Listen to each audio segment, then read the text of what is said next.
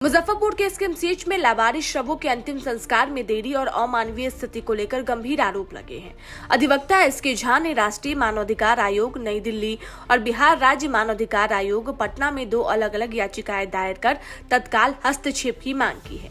झा का कहना है कि अस्पताल में लावारिस शव 20 से 30 दिनों तक बिना अंतिम संस्कार पड़े रहते हैं, जिससे उनमें सड़न और दुर्गंध फैलने लगती है। साथ ही उन्होंने आरोप लगाया कि शव संरक्षण के लिए आवश्यक डीप फ्रीजर वर्षों से खराब पड़ा है, जिससे शवों को सुरक्षित रखना संभव नहीं हो पाता।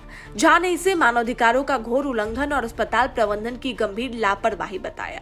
उन्होंने यह भी याद दिलाया कि एसकेएमसीएच पहले भी कई चिंताजनक घटनाओं को लेकर सुर्खियों में रहा है, जिनमें नवजात शिशु को कुत्ते द्वारा नोचे जाने की घटनाएं शामिल है।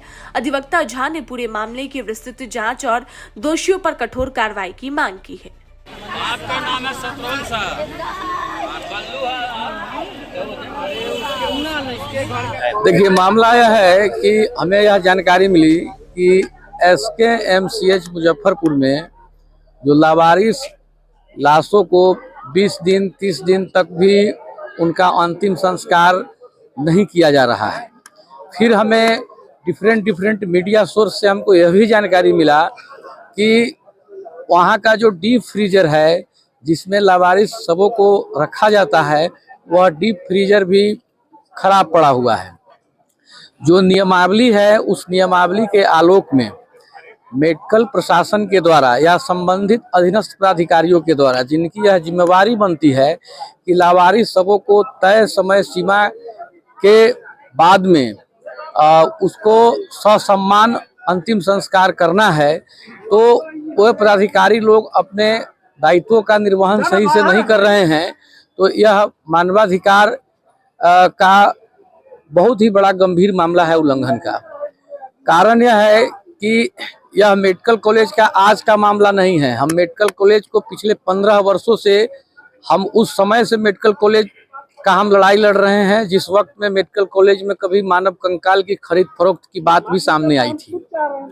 उसके लिए हमको honourable supreme court of India में भी हमने 2 वर्षों तक हमने मुकदमा लड़ा था। और उसके बाद में सरकार का जब गाइडलाइन आया तो आज के डेट में मानव कंकाल का खरीद फरोख्त वगैरह पर रोक लग गई। फिर उसी मेडिकल कॉलेज में कभी कभी यह बात भी सामने प्रकाश में आती है कि जो नवजात शिशुओं का जो लाश वगैरह होता है उसका कुत्ते नोच कर खाते हैं। इस सब का भी मामला माननीय मानवाधिकार आयोग के समक्ष चल भी रहा है। इस मामले में 2-3 FIR भी अहियापुर थाना के द्वारा किया भी गया। साथ ही साथ अब इसमें फिर एक नया चीज यह देख रहे हैं कि मेडिकल प्रशासन जो व्यक्ति मर गए उसका भी लाश को डिस्पोजल नहीं करवा पा रहे हैं। तो इससे बहुत बड़ा शर्मसार करने वाली, मानवता को शर्मसार करने वाली घटना क्या हो सकती है। इसी के आलोक में हमने राष्ट्रीय मानवाधिकार आयोग नई दिल्ली और राज्य मानवाधिकार आयोग पटना के समक्ष में हमने 2 पिटीशन दाखिल किया है।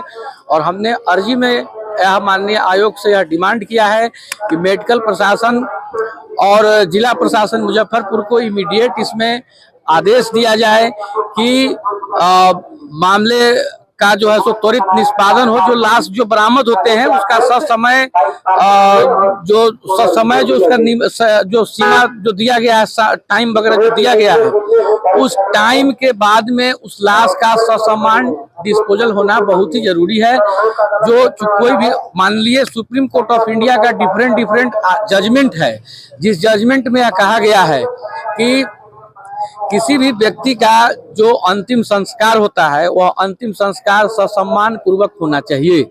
लेकिन माननीय सुप्रीम कोर्ट ऑफ इंडिया के भी आदेश का अवहेलना एसकेएमसीएच प्रशासन के द्वारा किया जा रहा है या जो भी संबंधित प्राधिकारी है उनके द्वारा किया जा रहा है। तो यह कोर्ट का यह कंटेम्प्ट भी हुआ। तो अगर जरूरत पड़ेगा तो एडवोकेट भी हम ही हैं, जो आज से 15 वर्ष पहले भी मेडिकल का हमने देखा था, तो फिर से हमको सुप्रीम कोर्ट देखा हुआ है। फिर से हम सुप्रीम कोर्ट में हमको अगर जाने का नौबत आ गया तो फिर से हम जा भी सकते हैं, क्योंकि हम ऐसे मामले को लेकर, सैकड़ों मामला को लेकर के हम हाई कोर्ट और सुप्रीम कोर्ट बैठे हुए हैं। तो अगर ये लोग नहीं समय रहते चेतते हैं तो हमको कोर्ट अच्छे से देखा हुआ है। तो इनको कानून का एहसास होना बहुत जरूरी हो गया हुआ है।